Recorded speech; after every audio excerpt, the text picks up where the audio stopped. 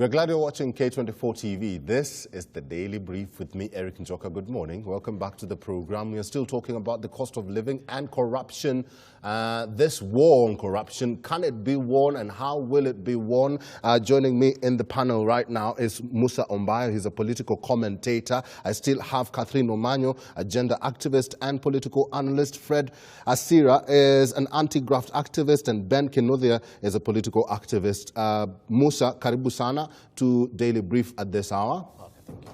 Now, there are numbers at the bottom of your screen there. You can engage with us on social media, on Twitter at K24 TV, and the numbers are there. Just call us in this program and ask any question or comment that you have for my panel, and then we will continue with this discussion. Musa, maybe I can start with you. This war on corruption, the legislator that we had here, Member of Parliament for Embakasi North, Gakuya, he says that, yes, indeed, the country will win this war on corruption. But there are people who, and skeptics who would say that we're angling for 2022, and that's when corruption will be used as a campaign tool, so to speak.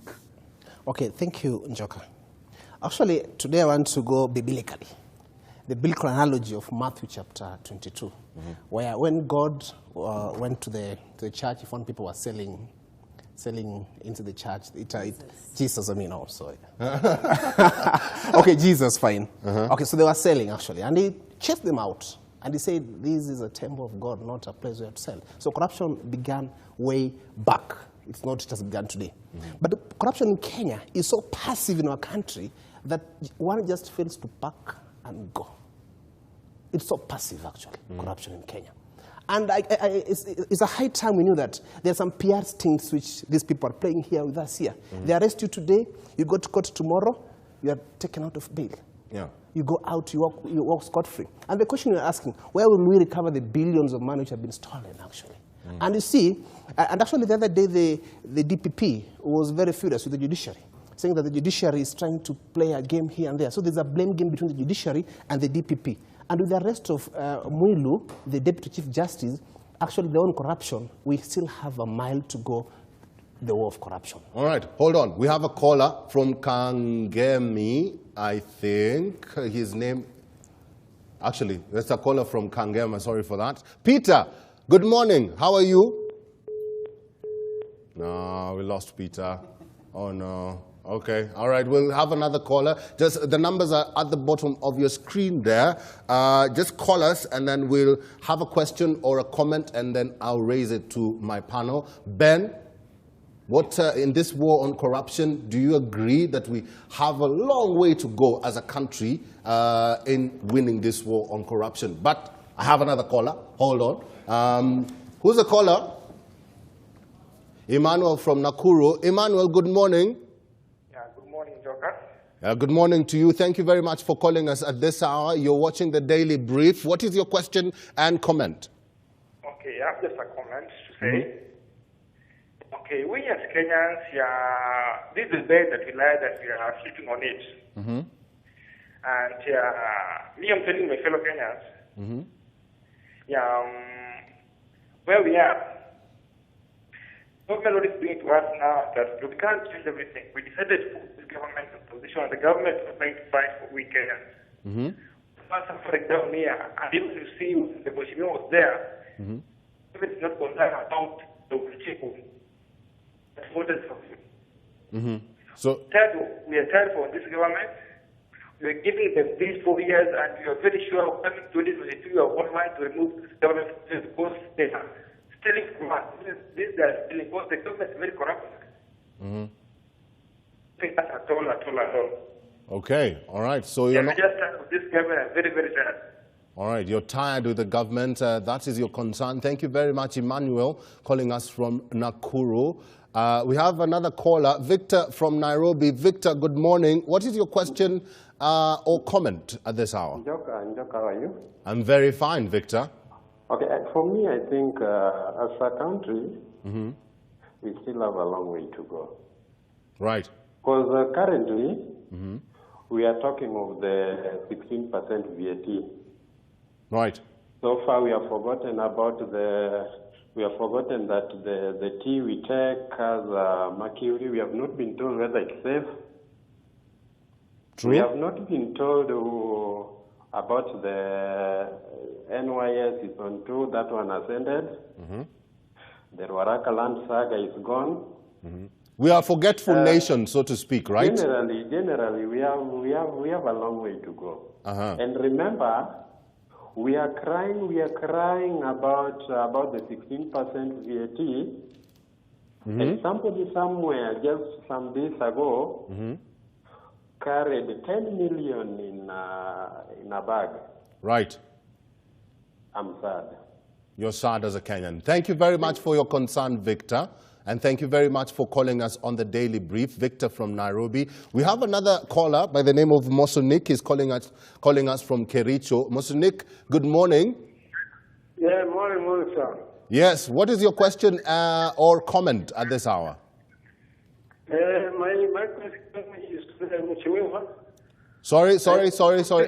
I can't hear you. Say that again. My question is Mheshimiwa. Mheshimiwa has left. Mheshimiwa has left. He's left, huh? Yeah, he's left. What is your concern, though? My concern was if we tame corruption and we reduce the salary, the tax for our Mheshimiwas, I think this issue of borrowing from external borrowing might stop. Now, the president one time said he's going to reduce his salary together with the deputy president, His Excellency Ruto. We have not really known whether they did get the reduction of their salaries and the salaries of the member of parliament. And this one, we shall take it up in a business round. Right. So I wanted to ask the Mheshimiwa, I'm looking at your flip, to tell us whether that could really have happened. Right. To reduce their salaries, because their packs are so much, and they are the ones that give us All right. Thank you very much, Mosonik, for calling us at this hour. Mosonik from Kericho. We have another caller, Bernard from Nairobi. Bernard, good morning. Thank you for calling the Daily Brief on K24 TV. What is your question or concern?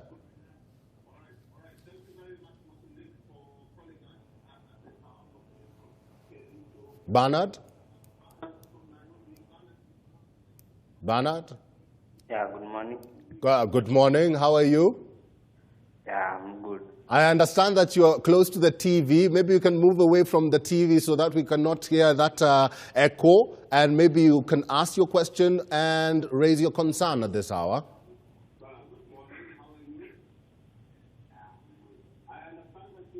All right, Bernard, I'm sorry, but the connection there is bad. But keep calling us. Our numbers are at the bottom of your screen there. We'll head to the Senate shortly, where the Public Accounts and Investments Committee is currently grilling Governor Alfred Mutua on Machako's audit queries raised by the Auditor General. Let's just listen in and then we'll be right back.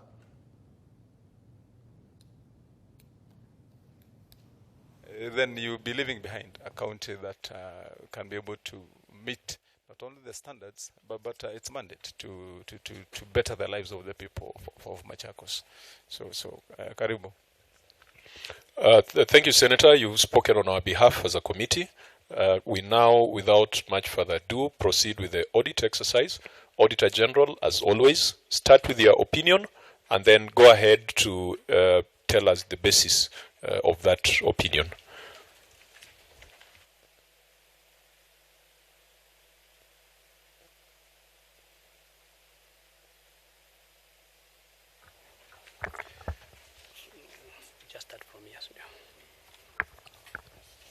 Okay, Chair, I'll go to the opinion first, and that is on page 23 of the report, and 2014-15, that was a disclaimer of opinion, and this was because of the significance of the matters described in the basis for disclaimer of opinion paragraph. I have not been able to obtain sufficient appropriate audit evidence to provide a basis for an audit opinion. Accordingly, I do not express an opinion on the financial statements. Then, Chair, we go to page 2 of the report. First paragraph, limitation of scope.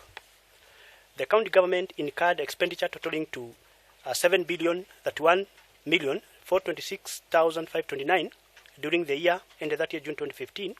Out of this amount, Kenya shillings 3,361,729,871 was incurred in a compensation of employees, Kenya shillings 1,312,706,909 in use of goods and services, Kenya shillings 1,918,988,625 on acquisition of assets, while an amount of Kenya shillings 394,198,919 was used as grants to institutions and other payments.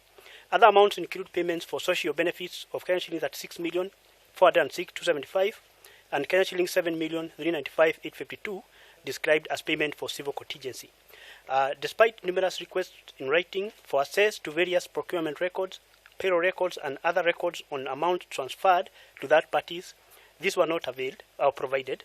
These records include tender document register, original tender and procurement committees minutes, procurement plans, advertisements for contractors or supplies, bills of quantities from Public Works Department were not available for all the works done and where in existence the bills of quantities and work done was always at variance, evidence of evaluation minutes and that Public Works Department was involved in the evaluation, tender award minutes, list of requalified suppliers, complete payroll records, supporting documents for amounts transferred to third parties. In the absence of these supporting documents, the propriety of the expenditure for the year could not be confirmed. Thank you, Chair. Governor, we would expect you to respond in line with your written response. Thank you. The following documents have been availed for auditors for review. Tender documents register with the noted Appendix 1.0. 2. Original tender and procurement committee meetings, Appendix 1.0. Procurement plans, Appendix 1.03. Advertisement for contracts or suppliers, Appendix 1.04. Bill of quantities, Appendix 1.05. Evidence of evaluation minutes and Public Works Department was involved in evaluation, Appendix 1.06. Tender award minutes, Appendix 1.07. List of pre-qualified suppliers, Appendix 1.08. Complete payroll records, Appendix 1.010. And supporting documents for amounts transferred to third parties, Appendix 1.010. Previously, it was Appendix 1.09. Thanks. Auditor General, can you confirm that you have received the 10 documents that you highlighted in your report? Chair, we confirm that we have received the documents and we have gone through the documents. And where we have some issues, these issues may relate to other paragraphs that we have raised in subsequent.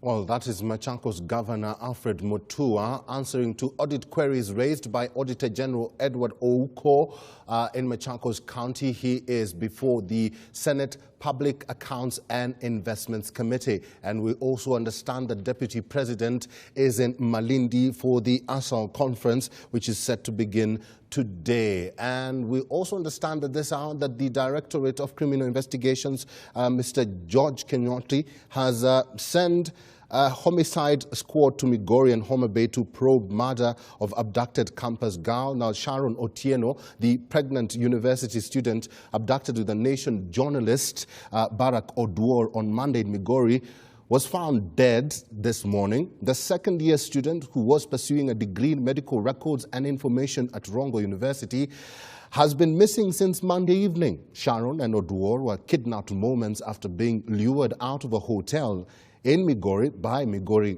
Governor Okoth Obado's personal assistant, Michael Oyamo. Oyamo was, however, arrested in Uriri on Tuesday and taken to Homa Bay for questioning over the incident that left the journalist seriously injured. We are currently following that story closely for you. We will link up with our correspondents shortly to give us more details of that. But at the moment, the DCI has sent homicide squads to investigate that matter in Migori and Homa Bay. Let's revisit our conversation this morning, war on graft and cost of living in Kenya. We had callers and concerns from Kenyans across the country. Ben, maybe I'll take their concerns and what they're raising to you. What needs to be done now, seriously speaking? I think, number one, we must scrap that 16% VAT on fuel. We do not have a choice. I mean, a productive nation, if manufacturing being one of the pillars that the president wants to sell and to make it acceptable, the people who used to move from Kariobangi, for example, to industrial area are having to walk half the distance, then take a bus half the distance. By the time this person gets to work, they are too tired and unproductive, and they have to do the same thing on their way back home. So are we increasing our manufacturing capacity or killing our manufacturing capacity? My submission is that we are killing our ability as a nation to manufacture. And you asked a question just before we went for the break, and it was on the war on corruption. Right. Are we winning this war? Are we losing this war? I wear two hats, and one of the other hats I wear is that I'm a lawyer. And when we were reading the Constitution during our days in campus, we were a little bit, it was a little bit easier. It was a smaller document. It was better. And our brains were even fresher. Today we have a bigger Constitution, and our brains have been filled with mercury and copper and a few other things because of this very corruption. Right. So we are not even sure that we are reading this Constitution right. We are not even sure that we are interpreting it right. I took a cup of tea this morning, so I'm not even sure I'm speaking English because there could be mercury telling me things. That's funny. Yeah. But the thing is, corruption has gotten us there. Yeah. It is bad to the extent that even when you speak, you ask someone, am I speaking in the right language? Because I hear people who have mercury in their brains do stammer. So I hope I'm not stammering. But you're not stammering. Thank you, thank you. And I hope mercury is not making you're not stammering. No, I did take tea, so I'm not. You're not stammering. Yes. Yeah. So unfortunately, because of this new constitution, that's what I was getting to, everything has got to be done according to the law. And it's a good thing and a bad thing. It's a bad thing in the sense that one of the laws of natural justice is that you cannot be condemned unheard. So these people have to be brought before court, and they have to be heard, and due process has to be followed. And the same constitution provides that, save for outright murder, you can get bail on almost anything. In fact, so bad is this constitution and so good at the same time, to the point that even a terrorist suspect can be granted bail. And they have been granted bail, and they are being granted bail. So the fight on corruption, we need to rethink as a nation. Were we ready for this new constitution? As a nation, were we ready for a constitution that says that even a guy who was caught with bombs, ready to bomb a building that would have killed 300,000-400,000 people, can be released on bail? That's the constitution we have. Right. And unfortunately, the rule of law dictates that we have to follow that constitution, and we have to follow the law. Let's talk about that, because you brought a very interesting topic to this conversation, and that's the 2010 Constitution. There have been calls to amend it. There have been calls to review it. We also have opposition leader Raila Odinga pushing for a referendum, and the question is, can we afford that referendum? And if we go to a referendum, do we really need it as a country? I want your opinions on that matter. Catherine, I'll start with you. Is it a high time that Kenyans rethink about their constitution? It is expensive. At the moment, Kenya is broke. I have been thinking it was a joke until when the president went to China. What I just want to pass across is most of us Kenyans allowed corruption. We sat very comfortable on our sofa sets. We went even ahead joking about Kenyan corruption ourselves. I read something like the machine for catching a thief was manufactured in America. It caught a few thousand of thieves. It was taken to Britain. It caught some few more. It was taken to China. It caught some more thieves. But when it was brought to Kenya, it was stolen. That shows how comfortable we are with the rot in our country, and we sit and watch. It is a high time Kenyans themselves stood up and said no, and even a nursery school kid should be taught that it is wrong to steal or to think about it. So as we continue mourning and saying, oh, the law and the what, the law can be written very perfectly, but the implementation is not. So it is us to stand up and say no to this corruption. And I just want to say, even our opposition leader, Raila, and our president, as they shook hands, we said, thank you for that, but what next? It was a thing that was to happen because, at least for once, we don't have war. Stability is paramount. As we talk of repealing and adding some sections in the Constitution to suit us to grow, we should be the owners of that, waiting for the parliament or waiting for our president to do it, and we are watching television. It's not going to work. Okay. So the back, it stops with us. The back All stops. Kenyans. True, the back stops with us. How many pages is our Constitution? 139? Yes. 40 there? Yes. How many pages is the American Constitution? About 35. No, it's actually 10. Now, now, have we Kenyans, have Kenyans understood the Constitution? Do you think? Fred, hold on, Fred. Do you think Kenyans have understood the Constitution? Should it be changed right now?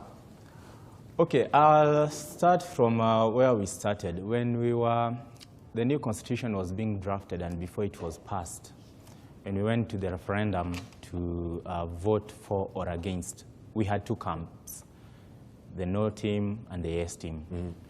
But there is one thing that stood that was shared in common between the two camps. The no team were of the opinion that the Constitution had a lot of errors that needed to be changed before it was subjected to the referendum. The yes team were of the opinion that the framework of the Constitution as it were was okay, save for a few errors or issues that would need to be addressed much later. I think that time has come when those who thought that it was not correct and those who thought it was correct, save for a few issues, need to tell us what it is that they were against back then and what is it that they were saying ought to have been changed. Now, whether Kenyans have understood such a large document is, I would say no, because our Constitution has so many leeways where the legal fraternity, the likes of Kinaben, have so many loopholes that they use to continue taking Kenyans for a ride. That's why a terrorist will get a lawyer, a very good one, and people will come to defend the terrorist, and people will come to condemn the terrorist. Same lawyers. It's about money. It's always about money and interest, self-interest. You will find that, for example, the developing story of Migori, the governor will get very good lawyers. You'll be surprised. So there is a lot of loopholes within the Constitution.